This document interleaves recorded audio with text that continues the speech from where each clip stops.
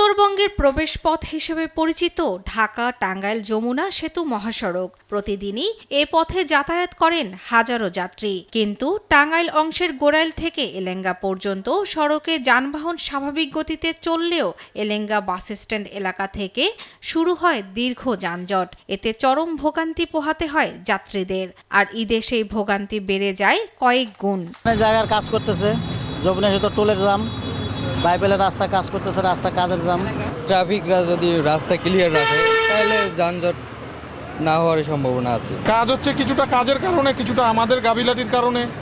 একক দোস্ত কাউকে দেওয়া যাবে না। 2016 সালে শাসেক 2 প্রকল্পের আওতায় 2021 সালের ডিসেম্বরে এলেঙ্গা থেকে যমুনা সেতু গোল চত্বর পর্যন্ত সড়কের কাজ পায় ঠিকাদারি প্রতিষ্ঠান আব্দুল মোনায়েম লিমিটেড। 2025 সালের মধ্যে কাজ শেষ করার কথা থাকলেও তৃতীয়বারের মতো সময় বাড়িয়ে নিয়েছে প্রতিষ্ঠানটি। দুই সাইডেই 4 লেন রাস্তা উন্মুক্ত থাকবে, যাতে উত্তরবঙ্গগামী যাত্রী জ্যাম ছাড়াই ভালোভাবে যেতে পারে। এই ক্ষেত্রে আমরা হয়তো বা কিছু ট্রাফিক এবং সেফটি ব্যারিয়ারের যে ইয়েগুলো আছে সেগুলো করব।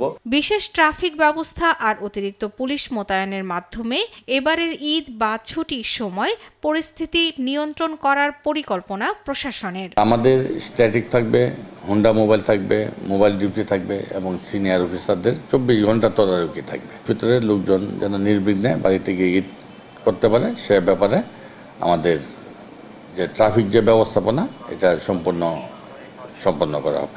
উত্তরের প্রায় 23টি জেলার মানুষ এই মহাসড়ক ব্যবহার করেন। পুলিশের আশ্বাস আর ঠিকাদারের কাজের ধীর গতির মাঝে আটকে আছে লাখো মানুষের গন্তব্য। সামনের উৎসবে এ সড়ক কতটা স্বস্তি দেবে এই নিয়ে সংশয় উত্তরের মানুষের। শর্মিলা কেয়া, নিউজ ডেস্ক, দেশ টিভি।